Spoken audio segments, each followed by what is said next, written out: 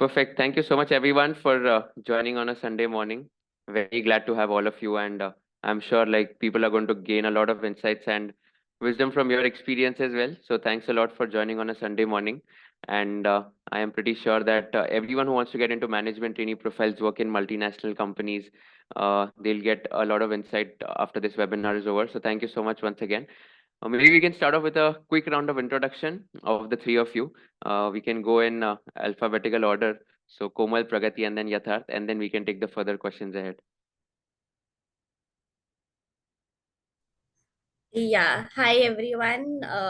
Firstly, many congratulations to everyone who've cleared in November 23.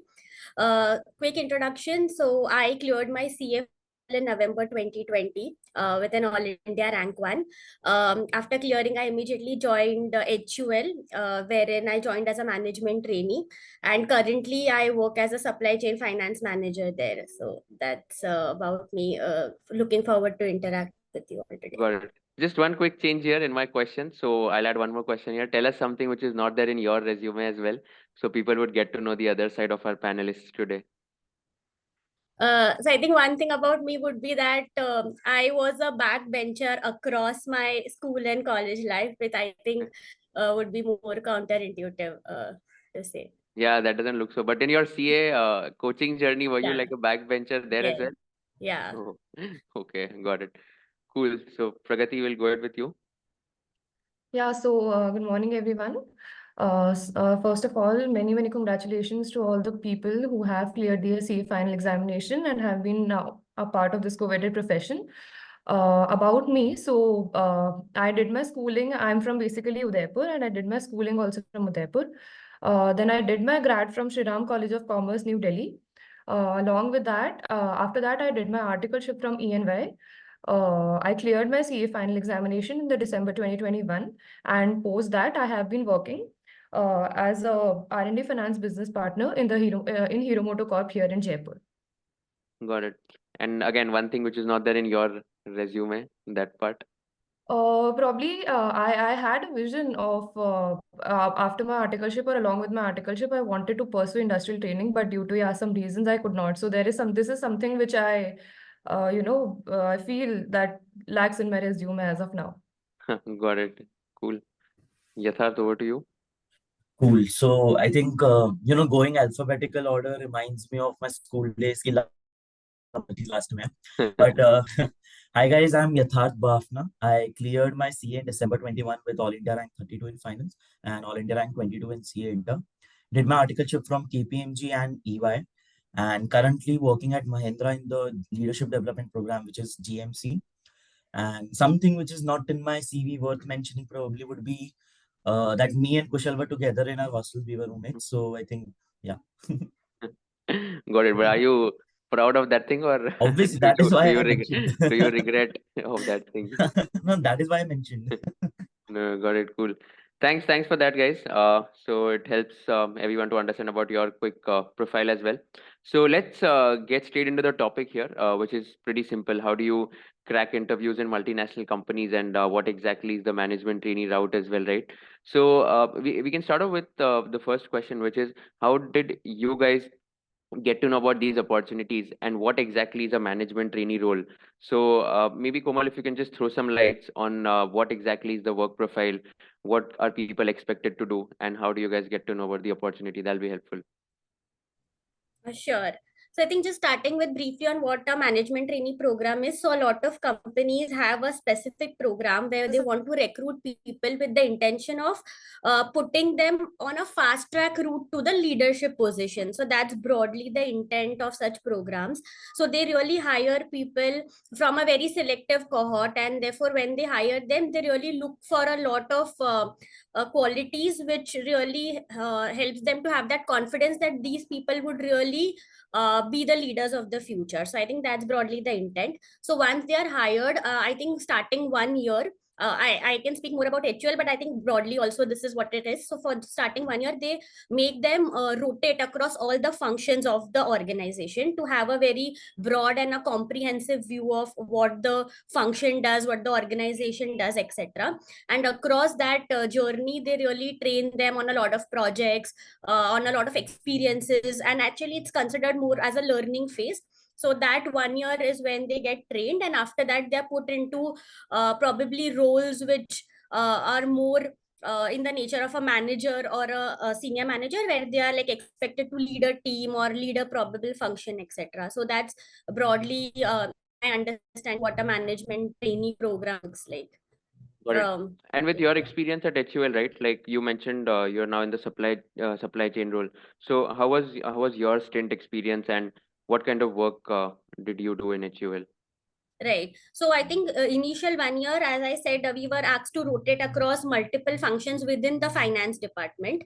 So probably I did roughly 6 to 7 stints in 1 year, wherein I had opportunity to work with the financial reporting team, with the factory teams, with the probably sales function, etc. So multiple functions across the finance division to understand what a finance function looks like.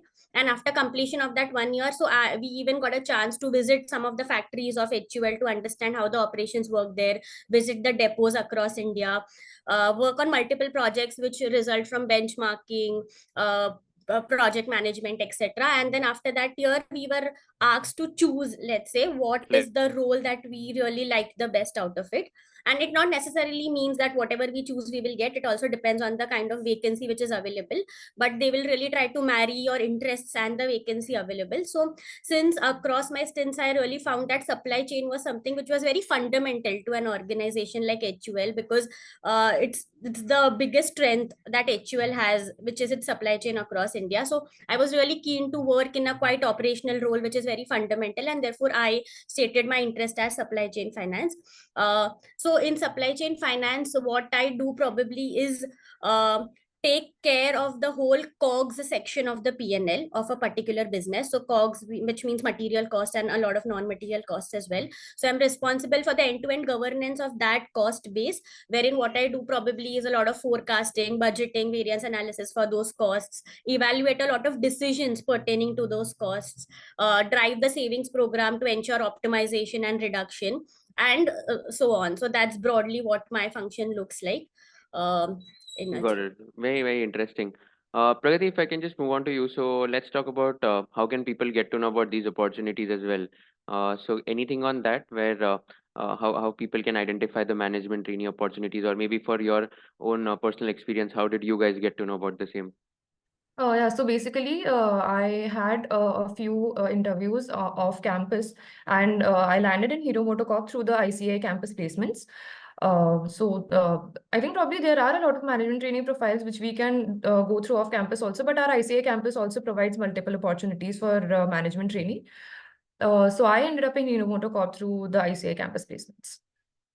Got it. And in off-campus also, like any specific companies that provide, sorry, like any specific companies that you had applied for the management trainee roles? Yeah, I remember I had applied in RPG group specifically. If that's the one I remember.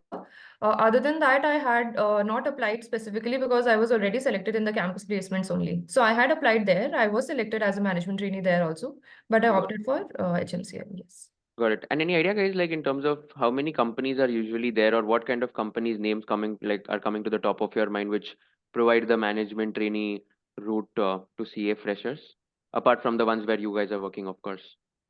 I think there are many, but probably I don't remember specifically a list of them, but yeah, a few of them definitely like HUL and Mahindra are the ones which we all know. Then RPG, I know that. Then there are I think then there is HCL also, which provides management training profile. Okay. Yeah, There's I think these are the Marico, ones which come to my mind. yeah, Marico, Mondelez Yeah, are Marico with also. Yeah, Marico also provides it. Yeah. Got it. And in these like management trainee roles where these companies are there, so just like one quick question here is like how can people, like, if one is campus placements where these companies are coming, where people can apply and go for management trainee roles, and other option is off campus placements. So Yatharth, like, if I can ask about your experience here, so how was your experience of getting into Mahindra, and how did you get to know about Right. the opportunity, and like the entire interview experience, if we can chat about that? Cool. So there are basically three ways by which you can get to know about these roles and you can apply. One is ICA campus, which Pragati mentioned. Second is there is this Phenom placement agency. It also has a WhatsApp group where for rankers, non-rankers both, they keep on posting roles. And the third portal, or the third way to get to know about these roles is Fast Careers. There's this Fast Careers, FAST Fast Careers, where again there are a lot of companies who post their job openings by which you can apply and you can get through.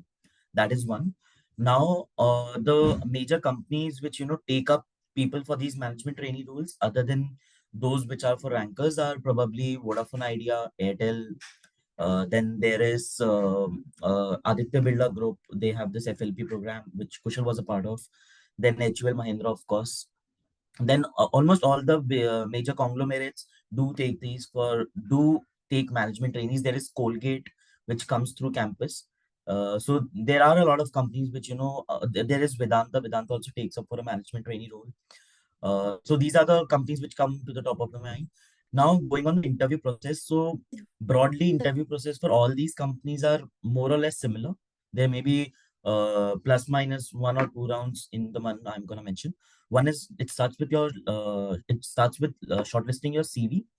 Then it sometimes goes on a psychometric test, or a normal test, which again is sort of which ask you questions which are mentioned, sort of questions which are in Olympiad. For example, Aditya Birla Group takes a aptitude test, but the other companies sometimes take psychometric test. If you clear that, then the next stage is usually a group discussion or a GD, which where there are a couple of 5 to 6 people or 8 to 10 people. They come up and discuss on a topic. Then post GD there is personal interviews. Now personal interviews, they might have 2 or 3 rounds basis. It differs company to company. Here at Mahindra they had 2 rounds of PI. One was with management manager, and if you clear that, then the next round or the final round is with maybe someone at a CXO level. So that is how you get into a management trainee role. Got it. Can you also throw some light on the type of questions that were asked to you in the PI? Right. So PI also varies. The types of questions which are asked in PI can also vary from anything to anything. For example, usually people start by asking some HR questions to just ice break and set the pace. For example, what do you do and what was your past experience and stuff. Then again, a lot of things depend on what is the background of the interviewer. If for example the interviewer is in tax department, so there are high chances that he might ask you questions something about income tax act or some amendments or some case law, because you are a CA, so you are expected to know all these things. If the interviewer is in a financial reporting or a corporate finance profile, then he might ask you questions on index. So usually try to get the interviewer's name before, and most likely the questions which you're going to get, the technical questions at least, will be somewhere in and around the profile the interviewer is working at. Hmm. So yeah. And how do you do that? Like, how do you find the interviewers' names? Right. So usually in ICI campus, it's very difficult to get the interviewer's name beforehand. In other roles which come off campus, you might get the interviewer name a couple of minutes before. If not, what I usually used to do is you have to give your interviews on Zoom, right? So you log in through the laptop. On a control tab, you open the LinkedIn page and keep it ready. As soon as they introduce themselves, go press alt tab, search about him on LinkedIn's profile, and at least you're mentally prepared. Okay, these might be the questions which you can get. And if you get the name beforehand and then you can search, then you can maybe brush up your, for example, if you find he's in GST, you might brush up a couple of things in GST or look for the amendments. So yeah. Got it. Yeah, I think if the name is given to you beforehand, like for example, a lot of companies tell you who is the interviewer, then in that case, I think that helps a lot. But if it's a live interview, I mean, I'm not too sure if how quickly like people would be able to do that, because that seems a little difficult. Interview के time nervousness वगैरह होगा and all tap करके अगर LinkedIn पे जाएगी. I'm not too sure if you did that, but although that's an interesting hack as well. Apart from that, let's talk about HUL's and Hero MotoCorp's interview experience as well. So Komal, maybe you can start off and tell us about your interview experience in detail, of course. What kind of questions were asked?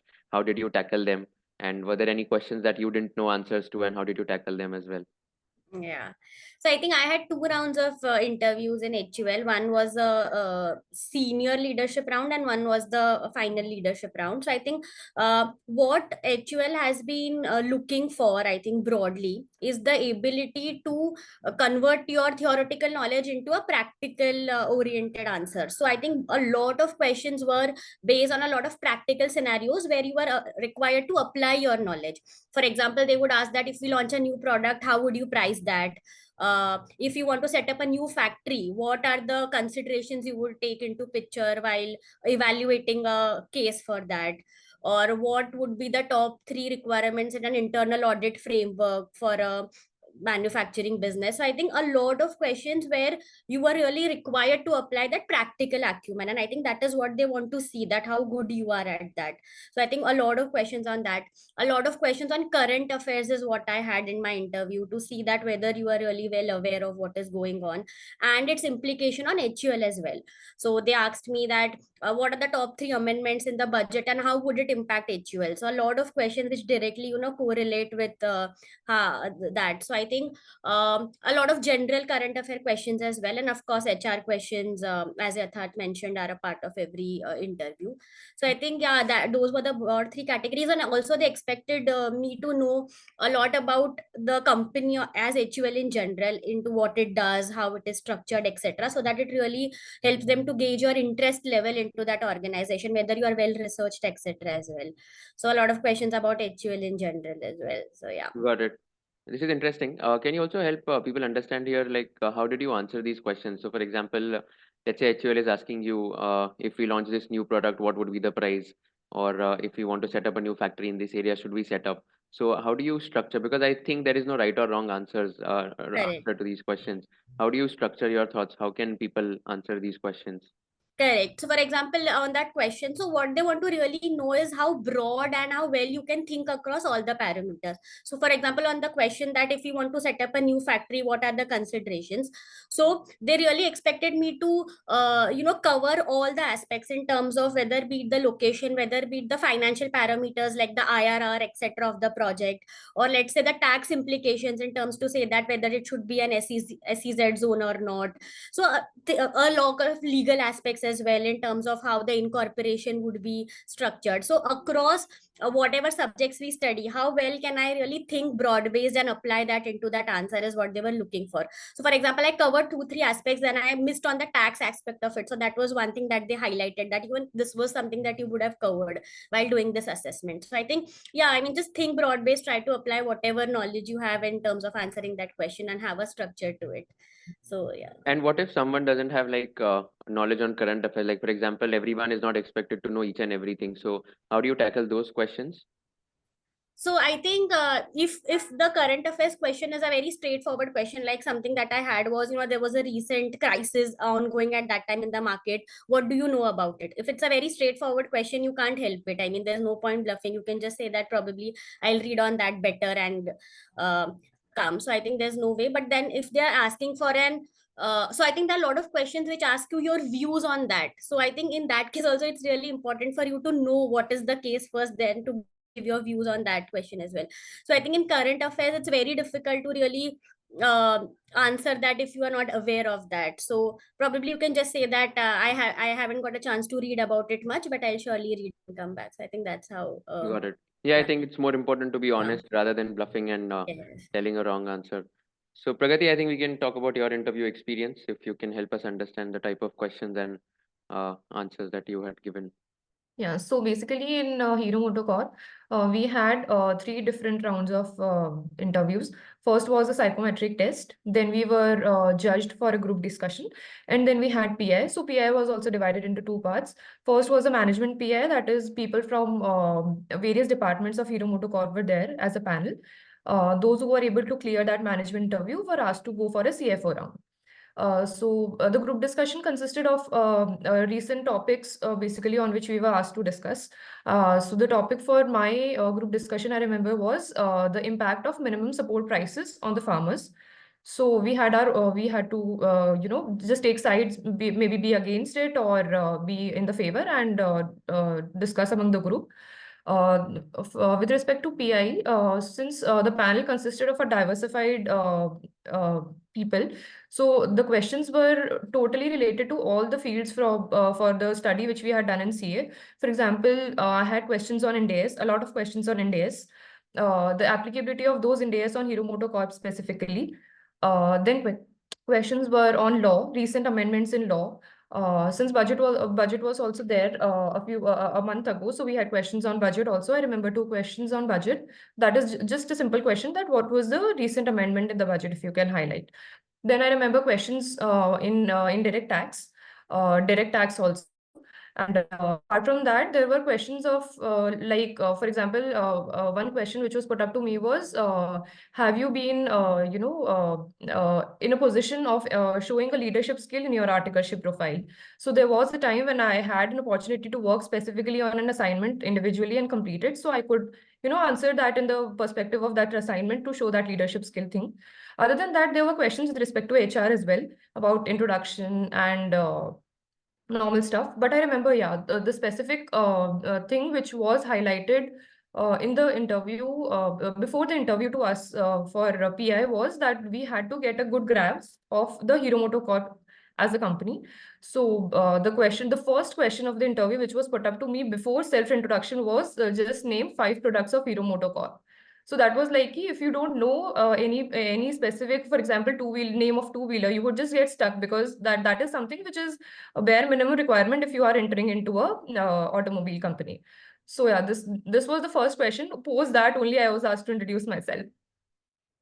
Got it. This is interesting. Actually, Yeah. like, it's very important to sorry, do your homework about the industry. Yeah, absolutely. Then I remember, after passing this, clearing this management round, I moved to the CFO round. So the CFO round was it was very generic. Very generic questions were asked by CFO, but a few questions on strategic financial management, specifically speaking with respect to cost of capital, project evaluation, capital budgeting were asked. And that is the profile currently I ended up with. So finally, yeah, so the questions on basically cost of capital, questions on negative NPV and IRR, impact of those on projects, then evaluation of whether a negative NPV project would be, would be done or not. Then how would cost of capital impact your IRR and stuff like that. Got it. Very interesting. In that psychometric test that you mentioned, what are the type of questions and what do they exactly assess in that test? The test was with respect to your opinion on various things. For example, psychometric test basically consisted of, I think, two segments. First was your qualitative skills, like, for example, if you are in this situation, what is the best thing you would do? The most of the questions were framed around that. Then there were questions about your opinions on various subjects. So there were a few questions, and what were your opinions on that? So those were very generic questions, but I think just to understand what is your frame of mind, those questions were designed. Got it. Fair. And lastly, just on the GD question that you mentioned, right? The minimum support price thing. So, for example, if someone doesn't know like what's happening with the minimum support price, because a lot of people are not keeping themselves updated with what's happening in the economy. So, can you help them understand how should they tackle the group discussion if they don't have any idea about the topic?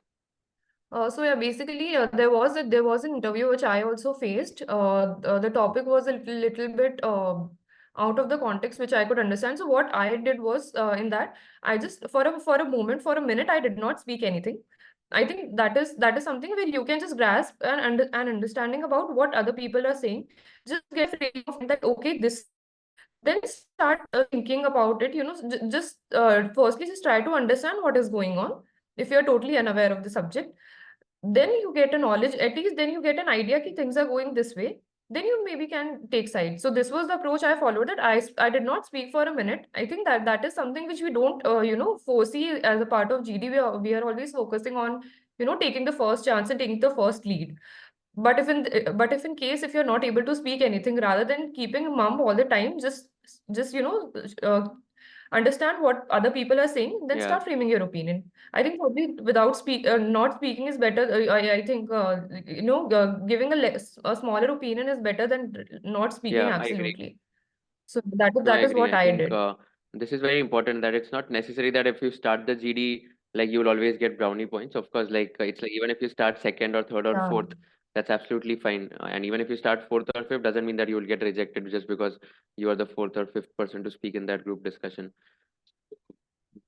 Yeah, what is more important is Yeah, you have to put absolutely. your point So thanks for forward. that, Pragati. I think this was very detailed, and I think a lot of people would have got some insights about the topics which can be asked in their GDs and PIs as well.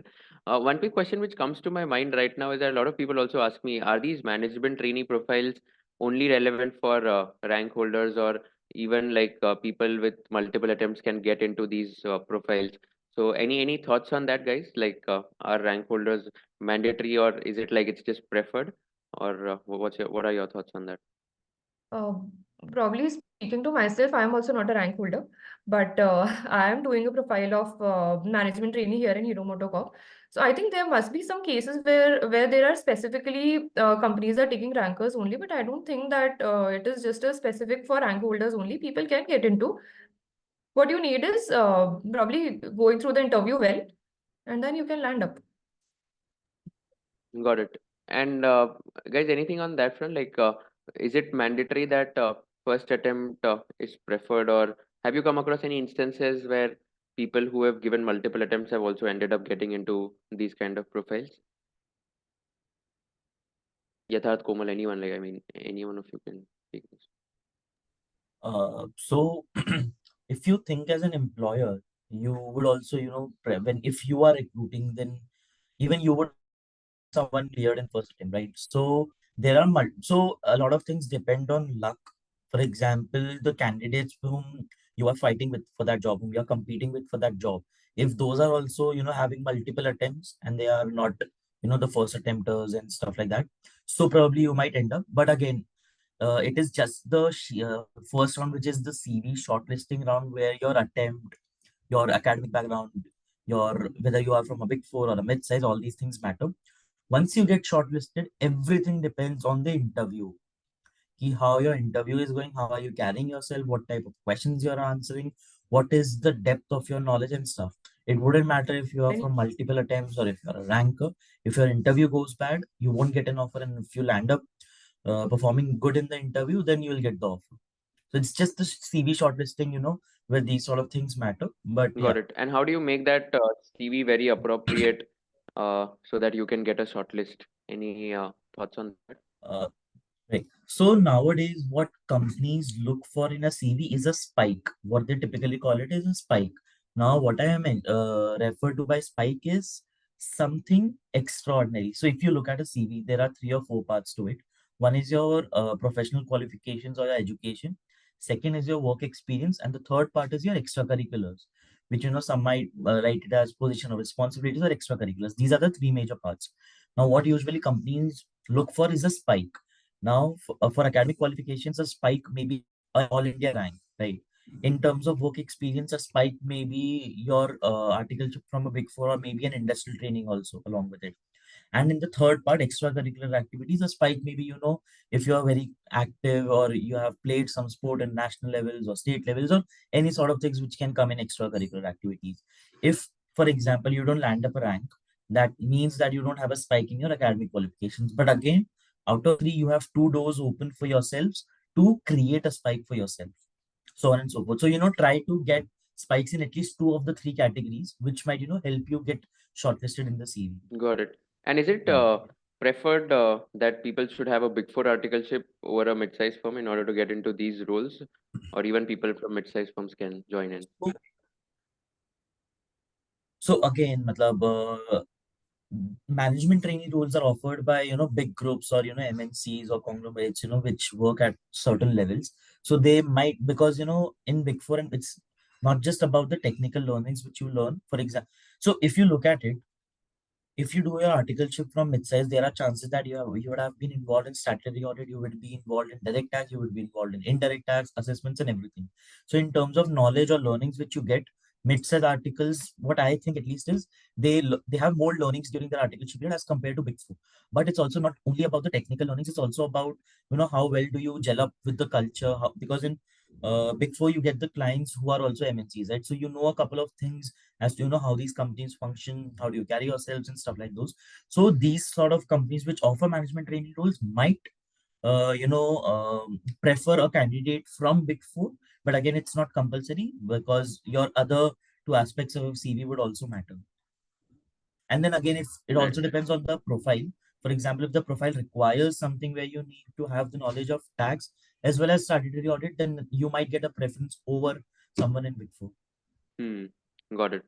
Yeah, I agree. I think, in fact, I mean, even I've seen a lot of my friends who have done their articleship from mid-sized firm who've still gotten into management trainee profiles. I mean, it's all about like other things like even extracurricular achievements and even like if let's say you end up getting an all India rank or maybe your profile is equally strong if you have worked in a mid-sized firm but in the valuations department or if you have worked in the corporate finance department while your articleship itself, which there are some firms who offer these kind of roles, then of course your chances of getting into these profiles increase automatically because they prefer people from these kind of backgrounds.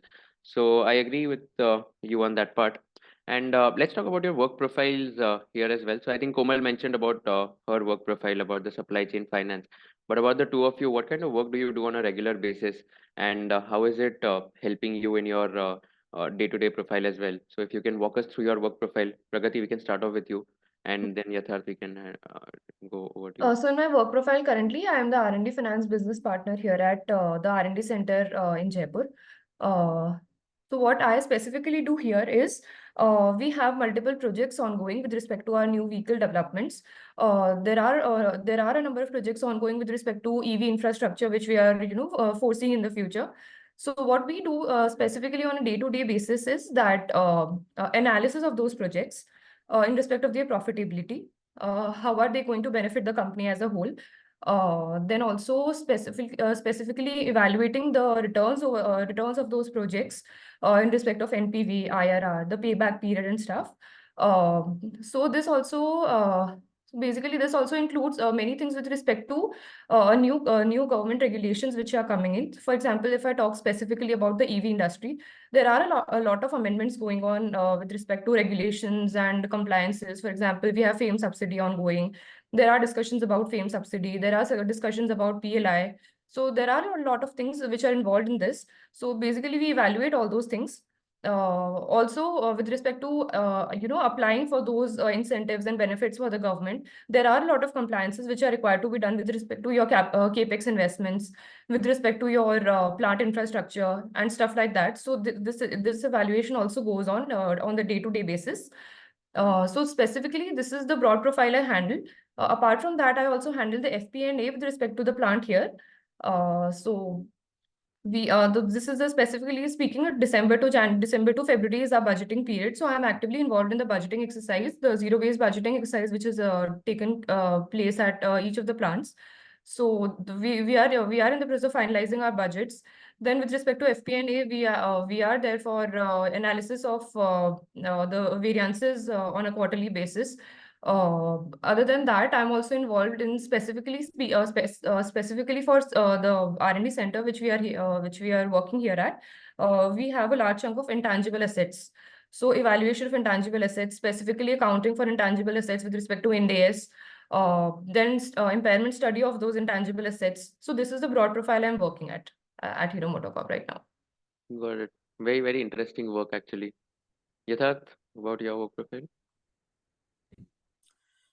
So the program where Mahindra has the management training program is called GMC, which is Group Management Cadre. Here, what typically happens is, like Koman mentioned in start, we have 4 stints of three months each. Each of the stints. So one thing special about the management training program at Mahindra is that each stint which you get is in a different group company, is in a different company of Mahindra. So what happens by this is you work for 4 different sectors or industries. For example, Mahindra is in hospitality sector by Mahindra Holidays, Mahindra Auto is there, Mahindra Finance and NBFC is there, Mahindra XLO is there. There are a lot of companies. Mahindra is present in almost 20-21 sectors. So these four stints are in different sectors. Every stint is in different sector as well as in different function. So for example, how my stint plan looked like was I did FP&A for one of the sectors. I did customer acquisition. I did strategy. I did marketing, and then I landed up then after going through the four stints, how these four stints happen is you get a project, a very particular project, which is again quantifiable, and you can actually show, because 3 months is a short period of time, right? The first 2 weeks you take to grasp what that industry do, how that company works, what is the position and business processes and all those sort of things. So 3 months is a short span of time, but you get a project which is doable in 3 months, and you can also quantify the outputs or the outcome of it, right? So you get these sort of projects for the stints, for the first four stints during the first year. Second year starts with where you are allocated a home sector. Home sector, again, during before the stint starts, you have been given options to choose between whatever the available vacancies are to your home sector. Then once you select your home sector, you get a function, and so for the next 2 years you will be working there, and then every 2 years you will be rotating between, again, different companies, different functions. So the management trainee program typically at Mahindra lasts forever. And my current role at so my home sector is Mahindra Holidays, which is Club Mahindra. We have resorts and we sell membership. There I am into customer acquisition, or what do I do there is we are responsible for cost of acquisition. So everything which comes under cost of acquisition comes under us. For it can be anything from an offer cost or a product cost or collection cost or sales cost or marketing cost. Plus revenue is also something which we take care of. So it can be anything from getting a new product or revising the pricing or everything. So everything which happens in the company has to go through us. So that is how my current profile looks like. So what do you mean when you say that you also have to look at the revenues? Is it more like you have to meet the targets, or you have to budget the revenues, or what exactly do you mean by So that? we have to set the targets for the sales team and the marketing team. We set the targets. One. Second, what we do is decide if we want to introduce a new membership, maybe a membership with different tenure or something like that. Thirdly, what we also decide is if we want to revise the pricing, or if we want to set up a price for a new product which is being proposed by one of the teams, or maybe a strategy team proposal. And so these are the three aspects. And the fourth again comes the offer cost, and all other things which we do to push up our sales. Got it. And on a lighter note, so I think you would be getting discounts on Club Mahindra resorts and all of that, right? If anyone wants in the audience, you can give it to us as well. See, this is Yeah, getting I can. recorded, okay? So you can't back out. You can't back out नहीं now. फिर कुछ नहीं हो सकता फिर कुछ नहीं हो सकता. Got it. Cool. Komal, one quick question to you, right? There's a very big like trade-off which people are always considering whether to work in an industry in, let's say, a company like ABG, ITC, Marico, HUL versus getting into investment banking or management consulting. You had an All India rank one. I'm pretty sure that you would have offers from investment banks, management consulting firms, and all of that. How did you decide to get into HUL, and what are the benefits of working in these industries or in these management trainee profiles versus working in, let's say, investment bank or management consulting or venture capital? Right. So I think firstly, the choice really depends on what is your long-term aspiration. I think that's the first thing to consider, because all of these profiles really lead to a different career progression and a career path. So for example, for someone who really aspires to be a CFO or a CXO position in a multinational, I think management training, etc., is the route to there. If someone really wants to get into core finance, evaluating businesses, making investments, etc., then investment banking is the route. And if somebody is really wanting to go into a strategic kind of a role, and probably then in the longer term venture into a VCP, etc., then I think consulting is the route. So I think firstly that is one filter that you have to apply in terms of what is the long term aspiration. And probably people might not be clear on that from the very initial stage, but at least that is one thing that would help you make a decision. I think the second factor would be in terms of the kind of stability that you need, because I think think all the three have very, very different cultures. So for someone who's really into working longer hours, really passionate for work, and is okay to actually give that kind of a commitment to work for a longer time, I think that kind of a commitment is really required in roles like consulting or investment banking, because the hours can be really long and stretched. However, the quality of work and the reward you get for that is also proportionate. However, for someone who really wants to balance life along with work and have a more sustainable career, in terms to say that, you are having, of course you will have good responsibilities, but of course apart from that you also have a very stable, like you will have your weekends off, you will not have very much travels etc involved, but you really want to have that stability and a sustainable career, then I think management trainee roles or an MNC role etc really helps you get that. So I think these two would be the kind of factors to evaluate, and of course compensation will then follow the kind of commitment you really give. So initially the compensation might be on an equal footing, but as you grow, consulting or investment banking career might give you better rewards than a management trainee role. But then of course that's a trade-off, as you mentioned, and that is what the decision in this then based upon. Got it. Let's talk about the compensation part here. So, I think since you talked about the compensation thing, so what are like the general packages which people can expect in management trainee profiles? Maybe if you guys can give a broad range, or like maybe which company gives how much package, if that is something which you guys know, that would be very helpful for everyone to understand. So I think there are like tiers, of course. So the top tier companies or the big multinationals would have somewhere in the range of 25 to 30. I think that's the range that the top companies follow. And then, of course, there are companies who also offer in the range of 15 to 20. So I think the base pay would be somewhere around 15. So I think 15 is something that minimum you can expect for a management trainee, and it can go as high as 30, 35. Got it. Broadly in my knowledge. Yeah. 30, 35. I mean, there are like only a few companies which give that kind of package, or like a lot of them are there in that range. Probably, yeah, 4 to 5 companies, if I Okay, can. Yeah. got it. Very interesting. And for other companies, like let's say for the like for someone who has not got a rank and someone who is trying to get into management trainee role, what would be the ideal compensation? Any idea for that?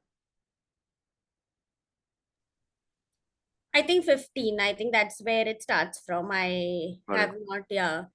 So I think So, 15 is the so base. basically, the point of this is that again, like there are people who are confused between getting into a big four versus an industry. So, I think one of the advantages here is that in industry, the pay is slightly higher as compared to working in other big fours, which is usually 10 to 12 lakhs per annum, assuming that you are doing your articleship from that firm and then you get absorbed. So, that is the usual scenario which is there. Cool. I think this was super helpful. What would be your thoughts on how is this management trainee profile helpful for anyone who wants to get into MBA in the top tier colleges in India or outside India after let's say 2 years or 3 years? Does this help a lot? These kind of roles which are there.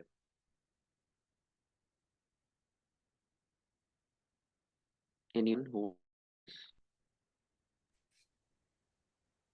So in MBAs, usually what also, other than your profile, what also matters is the company you're working at. So if the company has a good brand name, so that will help. First, second, again management trainee, gives you an exposure of different departments or functions during your year. So definitely, I think that will give you advantage that you have an exposure of multiple departments. So I think, yeah, it will definitely be helpful.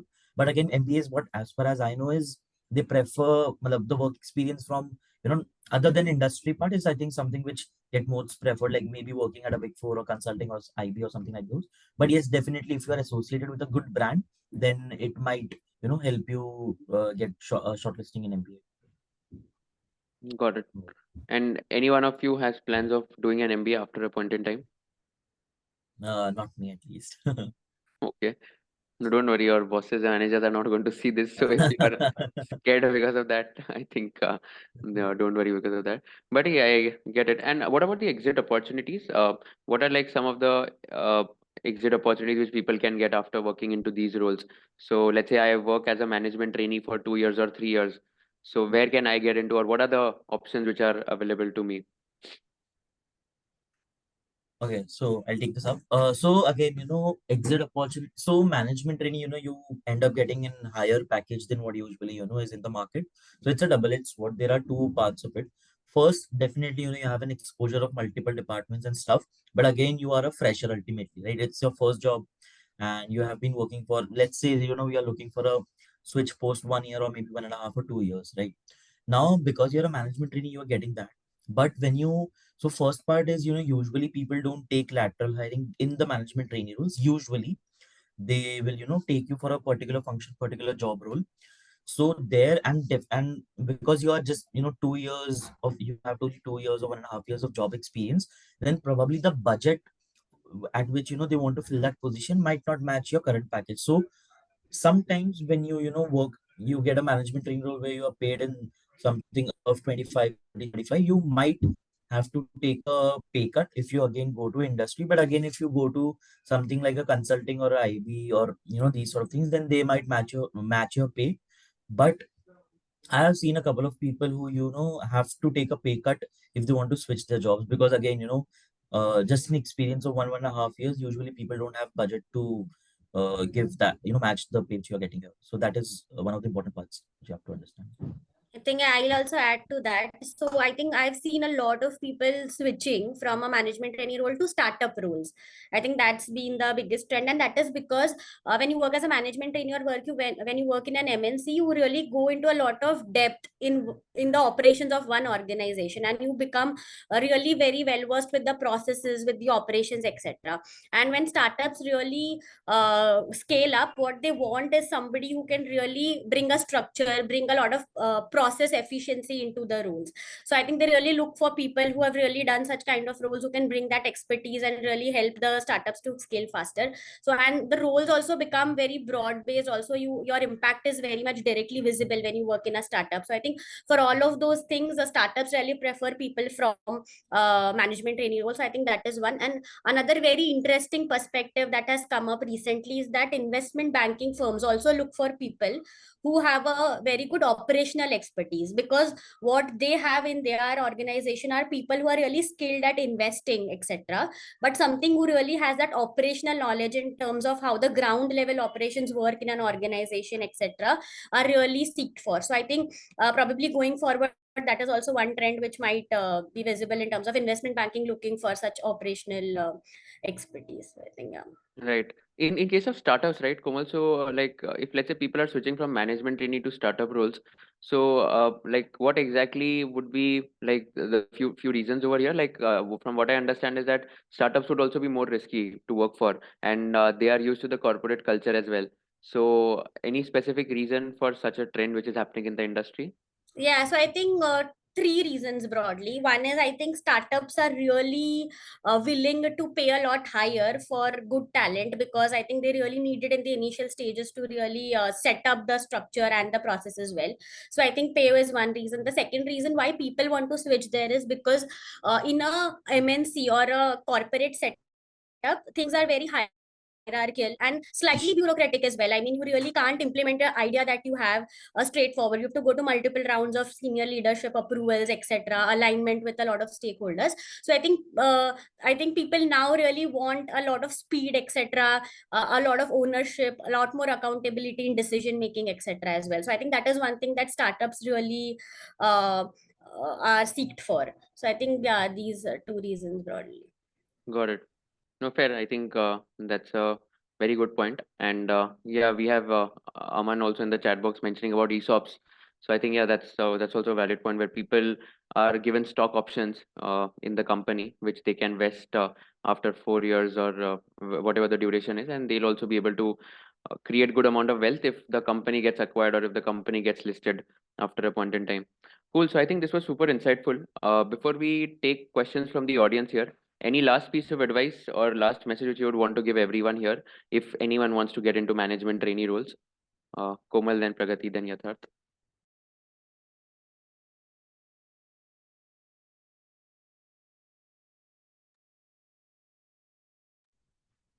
So I think the most difficult part of getting into such roles is definitely cracking it, because I think people have a very small batch size when they really want to recruit for a management trainee role. So I think they would really look for a lot of skill sets, etc. initially as well, and therefore really being very well prepared for the interviews. And as I mentioned, that your ability to convert the theory knowledge into a practical scenario, or probably your communication and articulation, etc., are all the major focus areas which people really look for, because you are expected to interact with a lot of senior leadership, etc., in the very initial stages of your career. So I think, yeah, I mean, preparing well for the interview would be the prerequisite, as I would mention, to get into any such roles. Fairly agree with Komal. Definitely, the interview is something which is the first step towards entering into the management training profile.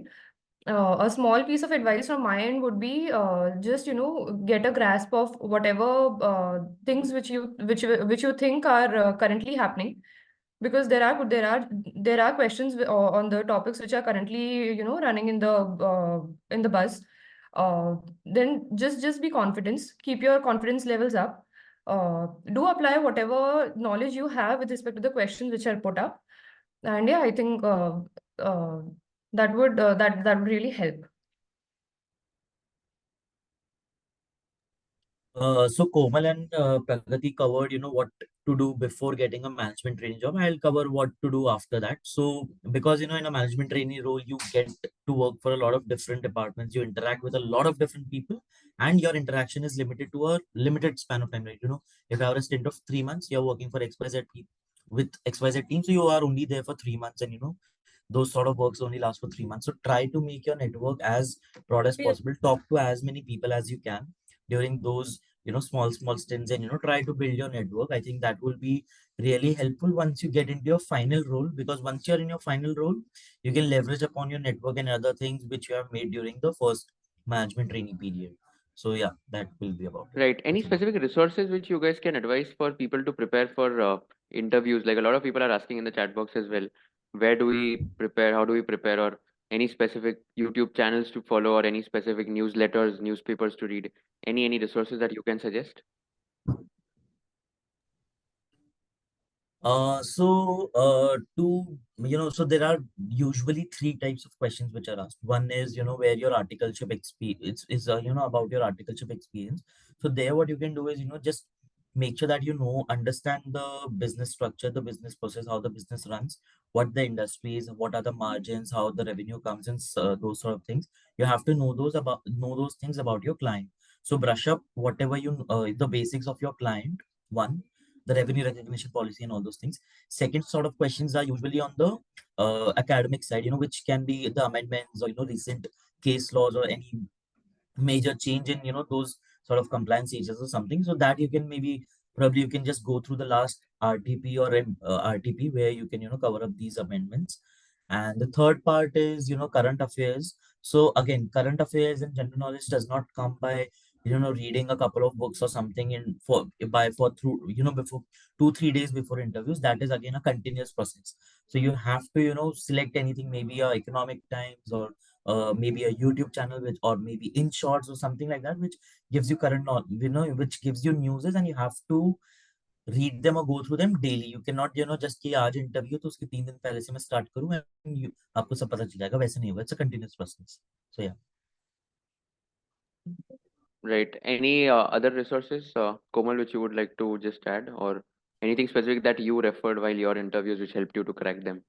Yes, I think in addition to what Yatharth mentioned, I think for the knowledge on the company, you can refer the company websites, the recent news articles on the organization, the annual report, etc. So that is one good resource to always refer before going into the interview. So that will give a good perspective on that. And apart from that, I think in terms of current affairs, I think there are a lot of questions on saying that current affairs are so broad and what do you really cover. So I think what people would really want to ask in an interview is something that is relevant to the industry or the organization, and not something which is very out of the box. So I think just keeping a tab on probably the financial news or something related to the corporate world, I think is something that would be more relevant, probably in recency in the last 1 month or so.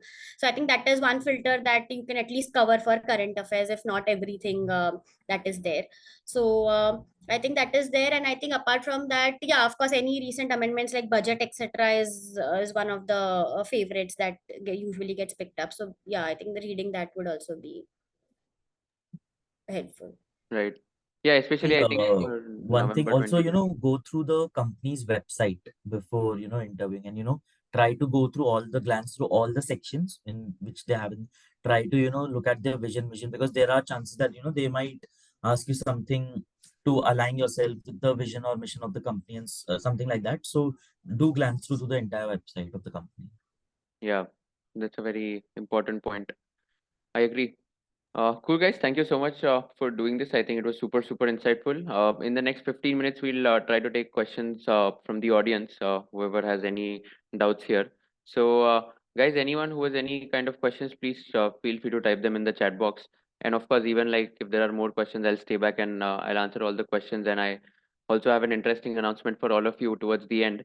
So, let's take few questions which are there in the chat box. Akshat is asking, how hard is it for a person who has neither bagged nor cleared in the first attempt to get into investment banking? Anyone who has any idea on this? Who would want to take this? So investment banking, again, it depends on what kind of a firm you are looking at. If you look at something like a JP Morgan or something, not necessarily that they might. So again, it totally depends on your profile. It does not depend on the number of attempts or if you have backed a rank or not. Because I know a couple of people who who took 2 attempts to clear, but they ended up investment banking in JP Morgan itself. So the investment bankers, are typically non-CAs, right? So they don't really understand the nuances involved in CA. What they look at is their profile, your work experience, and what they actually know is key CFA is something, which is very near to investment banking. So, for example, even if you have taken multiple attempts, but you have a work experience in something in and around investment banking during your industrial training or your internship or something like that.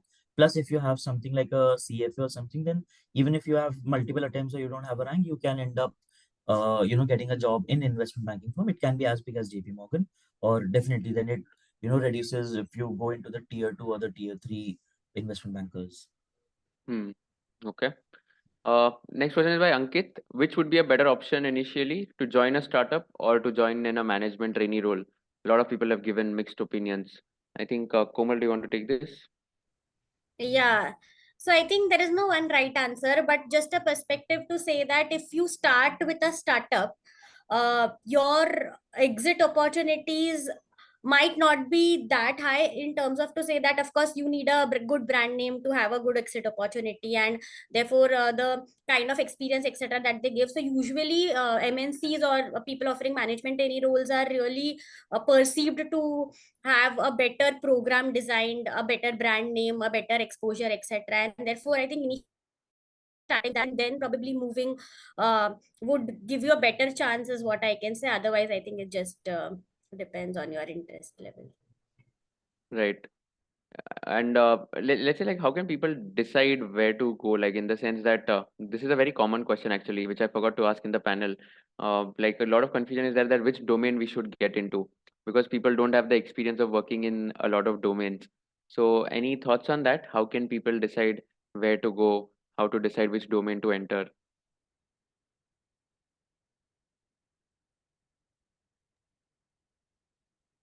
I think basically what domain to enter is something which was also highlighted by Komal, that you have to probably decide as to what are your future aspirations.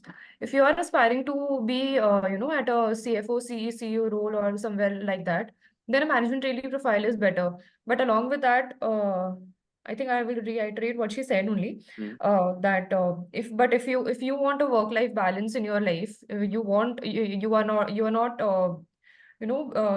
such a workaholic that you can spend like 12 to 15 hours working straight each and every day, then I think industry is an option whereby you get enough amount of experience. You can end up having a good position might not the pay will be as equivalent to consulting or IB for some reason, but definitely the trade-off has to be done within that thing only. And with respect to management trainee profile, I think there are multiple stints in which we work.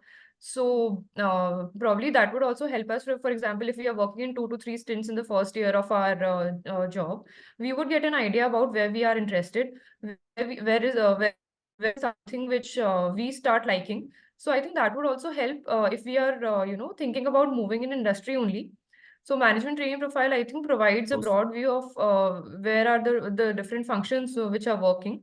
So with respect to that, I think that's how you can go about deciding which path you have to take with respect to the future. Just one thing to add, I think apart from the roles that we are also talking about, Big Four is also one very big section which have a lot of interesting roles which have come up recently as well, like valuations, financial due diligence, etc., which they are currently offering.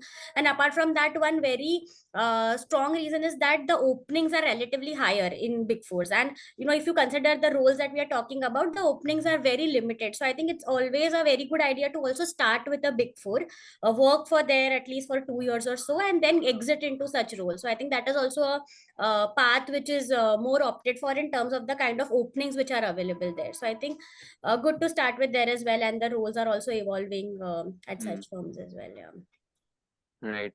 Got it. The next question we have by Priyanka. I think Yatharth, you can take this. How to overcome the fear or nervousness during the process of interview? So, you know, I think that will again, so talk to a lot of people, give a lot of interviews, even if, so what usually I used to do is, even though I had some, specific ideas in my mind, I want to get into these sort of companies, I want to get into these sort of roles, but I ended up giving interviews for all the companies. For example, even if I talk about my articleship, I was very clear that I want to do something for a Big Four. But before appearing for the interviews of Big Four, I tried giving a couple of interviews in certain mid-sized firms, which again, practice is the key. So one is where you can get some mock interviews conducted by your friends or by your seniors or something like that. But again, mock is a mock after all, right? So what I used to do is, even if there is a job role where I really don't want to go, but I used to appear for the interview, because interviews, with actual interviews, the practice you get during an actual interview cannot be, matched with what you get in mock interview. So appear for all the interviews, even if you don't want to get into it. And I think then again, practice will make you perfect. Okay. Let's see the next one's by Sneha. Komal, this is for you again. Do companies like HUL only hire rank holders? Unfortunately, yes. And for other roles, but they would be hiring CAs, right? I mean, for the UFLP, of course, like rankers are preferred, but I am sure there would be other Yes. CAs who would be getting into other profiles. Correct. Yeah. So the management trainee is only for rank holders, but of course, as fresher CS also they hire as assistant managers, which can be there. And I think lateral hiring is also very prevalent. So yeah, apart from management trainee, it's a possibility. Got it. And usually, what would be the work profile of these people if they get hired? The work profile is exactly the same. It's just that they would not have that program of 1 year to get a comprehensive experience. And second would be the level at which they will be posted would be slightly lower than what management trainees usually get. So I think the grade and the training experience is something that will be slightly lower. I think apart from them, the kind of work, etc., is Got the it. same. Cool. Let's see the next question by Janvi Gandhi. When you have work experience in auditing and taxation from mid-sized firm, what are the chances of getting into management trainee profiles? I think we briefly covered this one where we mentioned about the mid-size firm. I mean, people can get into management trainee even through articleship in mid-size firm. At least with my experience, there are like 2, 3 people who got into management trainee even with a mid-size experience of audit and taxation. And I think again, like the profile of auditing and taxation is not going to matter in the sense that even if you've done auditing and taxation, doesn't mean that you can't get into a management trainee role. So it's like a very diverse role where you are going to apply a lot of things in my opinion. Again, anyone wants to add here anything specific?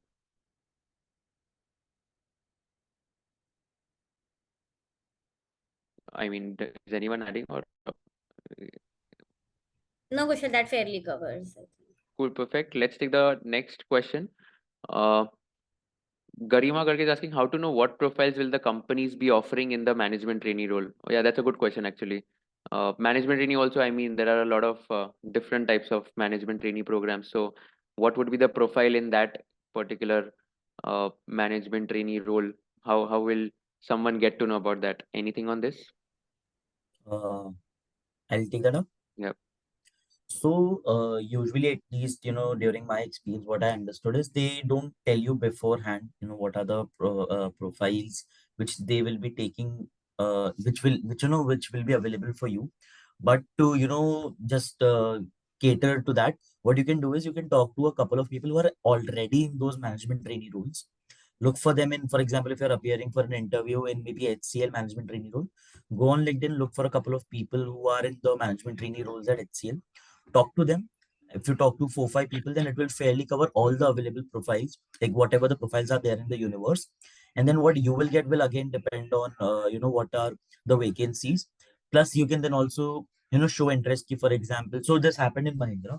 There was this FPNA department, which is PNA department, which is partnership and alliances, which typically looks after all the mergers and acquisition which happen at Mahindra Group. That profile wasn't open for us during our batch, but then because we spoke to a couple of seniors, so we know that PNA was something very interesting. The exposure what we get there is quite useful. So we then samne se we asked the HR ki if we can get something in PNA. So talking to seniors, you can know whatever there is in the universe, and then if something particularly interests you which is not available for you, then maybe you can put that up ki this is something which interests me, and if anything is possible now or maybe 6 months from now, please let me know. So your stint plan can change, and you can incorporate those things. Yeah, it's important to follow up as well, is what I feel. I mean, even after you have sent or reached out to people, and if there is no vacancy at that point in time, even if you follow up after a few months, that shows that you are genuinely interested. So that is something which I also feel. Savi Dagle is asking, should we go for ICI campus placements or off-campus placements? How to decide and how to apply for off-campus placements? So I think with respect to that, I think people should appear for all the possible avenues.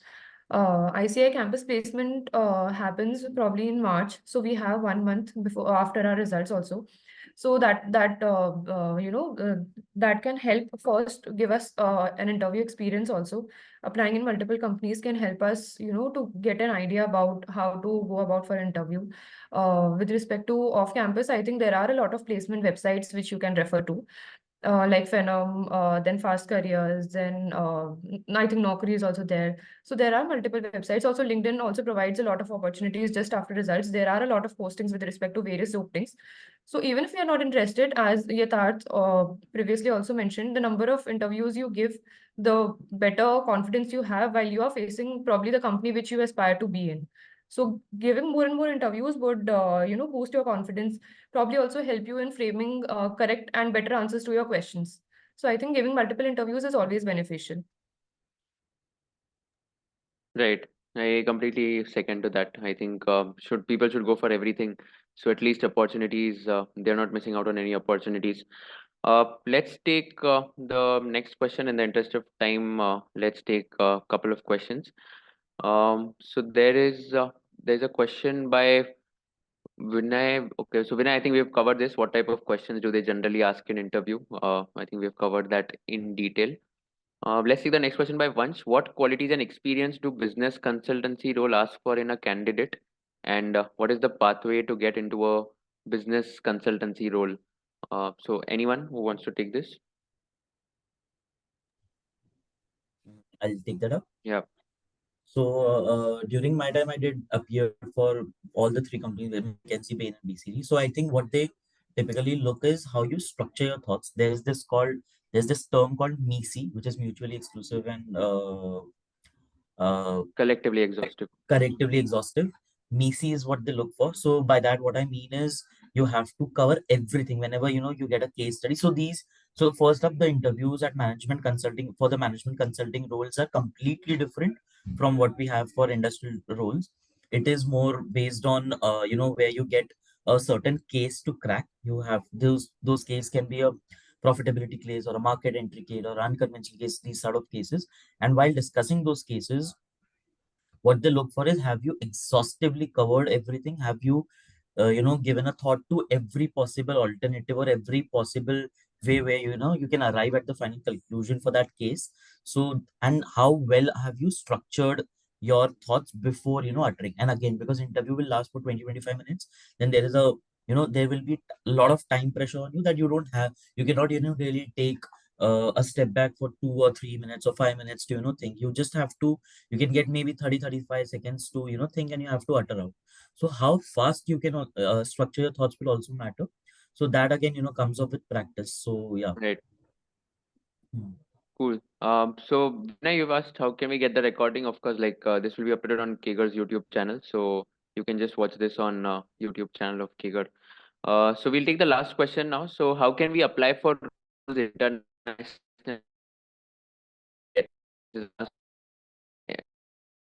Anyone knows about international opportunities?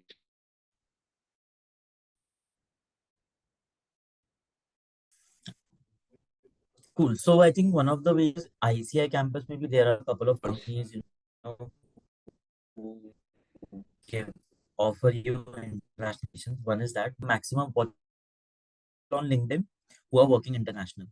Look for seniors who are working international and ask them to refer, and uh, get them to refer you, and they will, because if for example someone is in Dubai, so one is जहाँ पे वो काम कर रहा है उसको उसके बारे में पता है, plus if because he's in Dubai, he'll be in touch with other CAs who are in Dubai, right? And वो लोग कहाँ पे काम कर रहे हैं, so anyone working there, if you are able to reach out to him, then that will be very helpful for you. One. Second, big fours are something which usually send people on secondment to international locations. So you can reach out to Big Four expressing your interest in working international. So I think that will help you. Another way by which you can reach, or at least get to know about international roles is, there are a lot of institutes which offer coaching institutes, maybe which teach you which are for CPA or ACCA, because these are the companies also who usually try to get you place outside. So at least through that you can get to know the names of the companies and offers, or the job profiles which are available, and then you can maybe reach out to them through LinkedIn. Right. Got it. Cool. This is super helpful. I think thank you so much, guys, for your time. This was super, super insightful, super exciting.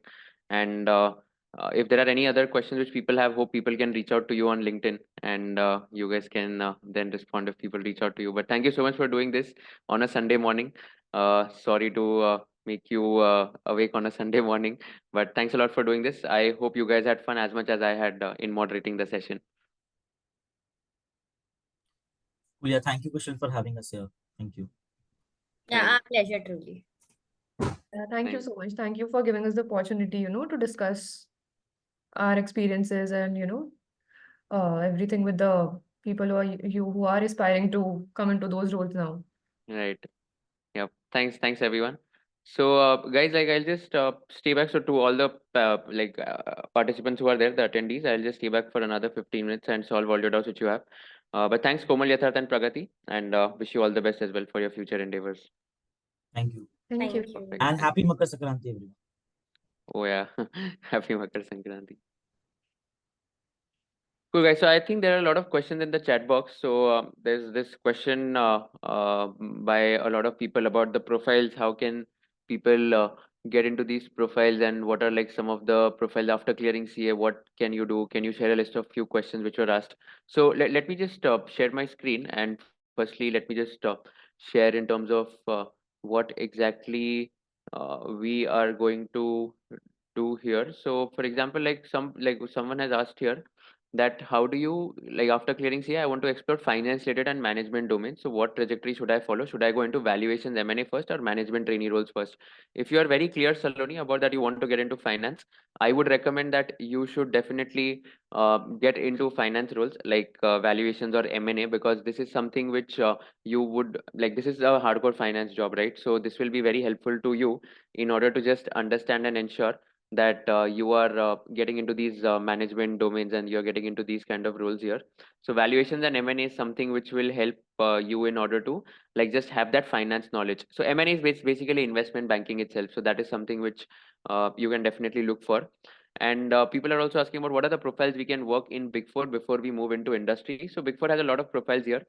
Some profiles which I can think of are FDD, which is financial due diligence, where you are required to do a due diligence of a startup or of an entity which is going to, let's say, raise capital, or if you just want to if some venture capital or private equity fund comes to you and they want to invest in a startup, they ask you that, okay, please do a due diligence, we want to check whether the books of accounts are clean and everything. So due diligence is one. Auditing, of course, like a lot of things are there in auditing: statutory audit, concurrent audit, internal audit, etc. Taxation, there are also good things: GST, international taxation, transfer pricing, even M&A tax is an option, mergers and acquisition tax. So that is something which is also equally important in my opinion. Apart from that, in Big Four, consultancy is a good route. Let's say like EY has Partner and EY Partner, or Deloitte has that USI Monitor. These are in-house consulting profiles which you can get in Big Fours if you want to get into like Big Four domains. And management consulting is also something which is like there in Big Four. So PwC has their management consulting division where they hire people for the management consulting wing. So these are the domains which you can have in Big Four. And again, like you can find all these information by reaching out to people who are working in Big Fours, or you can find all these information by reaching out to everyone who are, let's say, like who are HRs in the Big Fours, and just try to send cold emails as much as possible. So that is very important, because once you send more cold emails, right, that is something which will help you in order to understand that okay, what is the vacancy and what is the profile here. So that's something which is very important in my opinion.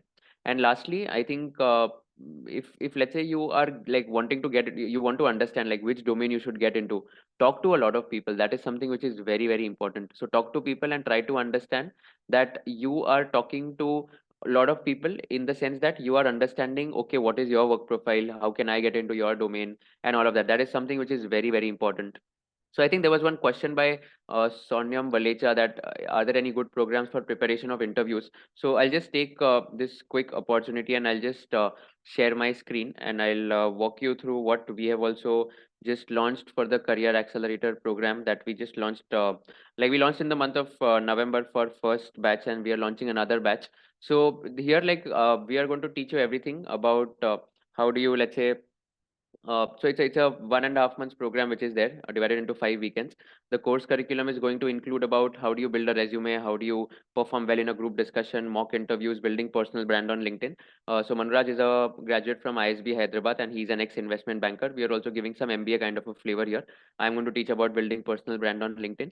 We have collaborated on all these topics, and we have just collated all of them through the skill sets that are required. So advanced Excel is a topic or is a skill which is required in almost every industry. So like we have invited Chinmay Amte for that session on advanced Excel, where he's going to teach everything about VBA, macros, VLOOKUP, XLOOKUP, how do you use flash fills, how do you use goal seek, and all of that. And in fact, one module is on how do you use chat GPT and AI in MS Excel. Financial modeling is something which is a very important skill, I think. So we are trying to make you job ready, and we are trying to just involve all those skill sets that are there which will help you in order to get a job.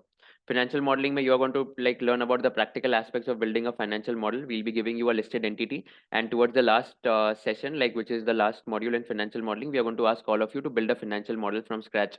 Weekend 4 is management consulting case interview preparation. So Ishita Singh is again a graduate from ISB Hyderabad, and she's working at Accenture, and she's going to teach you everything about how do you solve questions like estimate the number of Uber rides in Bombay in a day, estimate the number of golf balls in air in India, estimate the number of golf balls that can fit into an airplane. And all of these weird questions are asked to you in management consulting interviews. This is not only for anyone who wants to get into consulting, but also for anyone who wants to understand how to structure your problems, how to structure your thoughts. That is important. And last weekend is basically reading annual reports, investor presentations, con call transcripts, and how to present PowerPoint presentation to your bosses. So this is something which is very important in our opinion. We are doing this on weekends itself, Saturday, Sunday, 10 a.m. to 4 p.m. And we have kept the price of this as rupees 25,000 plus GST. However, we are giving a scholarship to people who have got all India ranks in their CA exams, or they are doing industrial training in some companies, there's a 20% scholarship which will be given to everyone who wants to upskill. There would be job and placement assistance from KAGR's team, where we have a lot of vacancies which a lot of companies reach out to us, and we'll be referring your candidature to these companies as well. And apart from that, it's going to be an application fee model where we are going to take applications and then we are going to screen candidates, and we are going to select only like people who have that drive, hustle to achieve something and to upskill themselves and who can contribute in the batch itself. So if you are someone who wants to upskill yourself, and if you are someone who wants to enroll for these programs, do register for this program, and you can apply by clicking on the link which will be there in the chat box. So I'll ask Manav from my team to share the link which is there, and you can apply to all to this program itself. Apart from that, every student will have a dedicated mentor who will spend 30 minutes every week for career guidance. This includes resume building, mock interviews, and general career advice. And apart from that, you will get recordings to all these curriculum, and lifetime access will also be there. So again, so if you're someone who's interested for this, do feel free to reach out to our team and do feel free to enroll for the same as well. And if you have any questions as well, you can definitely ask them in the chat box, and you can definitely ask anything that you have. So I'll hand it over to all of you. And if there's any question, if there's any help that I can do, please feel free to type your questions in the chat box, and I'll take the questions which are there. So Karthik is asking, hey Kushal, any plans for having a webinar with CA freshers who have made it into equity research PEIB? That would be very helpful. Karthik, that's a good idea. Let me just brainstorm this internally, and let me reach out to 3-4 people who are doing roles in these kind of domains. So I'll do a webinar on this particular topic, and let me just figure out the timings and all. That's a very good idea, and I'll definitely try to do that. Let's take the next question. Aryan is asking, I've just given my foundation exams. What are the necessary skills that I should learn in my free time?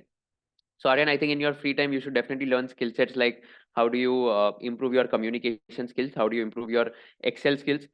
If you are someone who's passionate about investing or finance, just talk about, or maybe just watch a lot of content on finance. Maybe like watch some YouTube channels like Study IQ, which will help you to stay updated with current affairs. Watch some YouTube channel like Think School or Mohak Mangal, which will help you to stay updated with geopolitics content. And read some newsletters in your free time. A lot of newsletters are also there, like INC 42 if you're interested in startups. N Tracker is there if you're interested in startup news and all. So this will help you to stay updated with what's happening in the industry as well. Let's take the next question. Joel is asking how to get internship in consulting IB roles, as we need at least a rank to shortlist. Being CS, we are not trained in strategies. How can we get internship? So I'll tell you, Joel. So a lot of CS, they do a mistake where they don't take internships. Like let's say if you have cleared your CA, everyone would feel like I don't want to do an internship now. I want to do a full-time job. So if you can clear your CA, and if you can just apply to these IB firms, boutique investment banks, and tell them that you are genuinely interested in working with them, and you're okay to do an internship model for the first 3 months or 6 months, and then subject to your performance, you will be given a pre-placement offer. You should definitely go ahead with that. So just try to reach out to people on LinkedIn, try to send them cold emails. By sending cold emails, I don't mean that you just need to send them about yourself. Just send something about you which will be out of the box. For example, if you want to apply in investment banking, send them a thesis on why do you think that okay you should invest in a stock like an Indigo, or why do you think that you should invest in a stock like HDFC Bank. Write a 3-pager thesis, write something which will help them understand that you are genuinely interested in those kind of roles. That is something which will be very, very important. Let's take the next question. To get into banks, do we need to clear IBPS exam after CA with zero experience? I am not too sure about this, so I might not be the best person to answer this question. Let's take the next question, sir. Are placements guaranteed in my desired profile, example, management trainee or FLP? Again, placements are not guaranteed here. We'll be assisting you with placements, and we'll be referring your candidature to the organizations. So placements, see, honestly speaking, it also depends on the performance of the interview, right? So for example, if let's say on the day of the interview itself, something happens, and let's say you're very nervous, and if let's say you're not able to crack that interview, so placement guarantee is not a factor of only upskilling. It's also a factor of how well do you perform in the interview. So although we'll make sure that we are preparing you the best, but what happens on the day of the interview is something which is not in our control. So placements will not be guaranteed, but placement assistance will always be there. Can we get management trainee roles after 1 year of experience in one of the finance profile like financial analyst? Yes, you can get. There's also a concept of campus placement, which is organized by ICI, where they do this campus placement for CA who are with experience, like CA who has experience in the industry. So you can get into these kind of roles as well. And even like after you have done, let's say 1 year of experience, you can definitely try to apply to these roles. However, like majority of these roles would be for CA freshers, because management trainee is mostly for CA freshers or maybe MBA freshers. And that's why like the better chances would be, or higher chances would be, if you are a CA fresher and getting into a management trainee role. I joined the WhatsApp group from yesterday's webinar but didn't get the resume format. Can you please share it again if I missed in case? Yeah, sure. I'll ask Manav from my team to share the resume format again. I thought that it was shared it was shared in the WhatsApp group, but yeah, I'll get it shared. Don't worry. If you want to know all about stock market, then which course to take? See, if you want to know more about stock markets, then I mean, apart from any course as such, I think you can watch some free resources which are there, like let's say YouTube channel of Anant Ladha, Pranjal Kamra, or Rachna Ranade, or even apart from that, Zero the Varsity has a very good platform where it gives you a lot of content on stock markets, investing, and all. So I would recommend that this is something which you can do, where you will be like let's say you should like invest in something which will give you the content, where Zero the Varsity is giving you that content of investing in stock markets.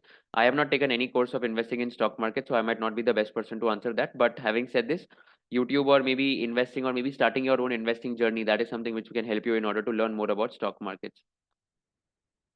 Sonia Malik is asking, will mock interviews be taken in that program? Of course, mock interviews will be taken in that program. We are allocating every like one mentor to each and every one of you, so these mentors will be taking mock interviews as well. Let's take the next question by Aniket. Certificate courses from IIMs or Big Fours and virtual internship programs gives us any edge over others? If yes, then how? Aniket, I'll tell you. So it's a good thing to add on the CV. But honestly speaking, that course of, let's say, virtual internship, which you're talking about, Forage and all, it will give you a good gist of understanding about what it works like, what it looks like to work in that industry. So it will give you an added advantage, like, but very slightly, like not very heavily, because anyone can do that course, right? So there is nothing rocket science if you are doing that course, because today, if let's say there are 8,900 people who have cleared CA, all of them can just enroll on that website and do that course, but doesn't mean that it is very difficult to get in. So again, like it is something which everyone can do. You can do it to understand, okay, what kind of profile I should go in the future, and that is something which you can do it for. Can we apply in the next campus as well, or only once we can apply? Akshay, yes, you can apply. So basically now ICI has come up with campus placements for CA experienced people. So that is something which is also there. Aditya is asking to do financial modeling. Which platforms course shall be pursued? Again, honestly speaking, like financial modeling is a topic which is very important. So we at KAGR have our own program where we are teaching about financial modeling. So Prakhar Gupta himself is doing, like, he's from here. He was working at EY, and now he has his own firm where he makes financial models for startups and other companies. So that's his main job. So I think you can enroll for our program if you want to pursue more about financial modeling. This program escalated till Feb, and won't it be too late? Not really. I feel that the campus placements are starting February, in the month of February, which is 21st, 22nd February, and the last day would be 27th February for our program. So I don't think it's too late here. And again, it's more about upskilling, and it's more about how do you, let's say, upskill yourself in these kind of scenarios. So that is something which I would recommend. Plus, I think it needs to be till Feb end, because I want everyone to know each other, and I want to build that community of like-minded people. So that is why I would I would at least need like 1.5 months in order to ensure that people are building a network and community which they can reach out to anyone in the future as well. Let's take the last question in the interest of time. Any other sessions from your side in upcoming days, Vishesh? So yeah, we would organize one session or one webinar. Let me just think on that. I think that's a good idea about PVC equity research role. So I think I would organize one webinar on that. But again, if you have any suggestions in the chat box, please feel free to type them.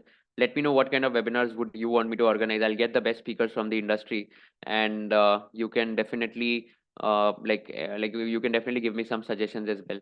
So if you can just help me with what exactly would you want, what kind of webinars do you want in the future, let's say in the next 1 week, 2 weeks, 3 weeks, I'll be more than happy to organize any webinar for all of you. So you feel free to type your suggestions in the chat box, and we can just think around what can we do for all of you as well. So any suggestions, guys, feel free to type them in the chat box about the future webinars.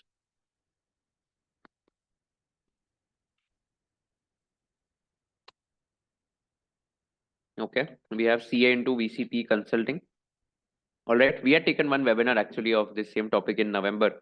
I think I'll repeat this again, because most of you have now cleared CA, so you would be more inclined to watch this. Webinar suggestions: equity research, PE, IB, M&A. Okay, let me do that. Business consultancy, like BCG, McKinsey, okay. Deal advisory, all right. Okay, cool. So I think I get the gist here. So let me think on these terms and let me just come back with what webinar I can take. And of course, like join the WhatsApp community, which is there. So you'll be updated with all the webinars that we are going to do. Perfect, guys. Thank you so much for coming here. And if you have any other questions, please feel free to email me or please feel free to just like send me a LinkedIn message and I'll be more than happy to answer any questions that you have. Aditya is asking, Kushal, could you please share the KAGR FM course link? So the financial modeling is a part of the Career Accelerator program that we have. We are also launching a separate financial modeling course, but like I think all the other skill sets which are there, you can definitely try to enroll for the Career Accelerator program where you will be upskilled on all the other topics as well.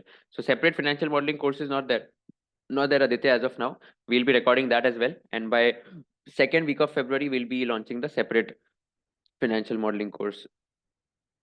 Cool, guys. Thank you so much once again for joining in. If you do like the session today, do share it on LinkedIn, tag us, and do share with what you learned from this session. And if there's any suggestion, please feel free to message me on LinkedIn or email me on my email ID. Thank you so much once again, and have a very good Sunday. And yep, wish you all the best.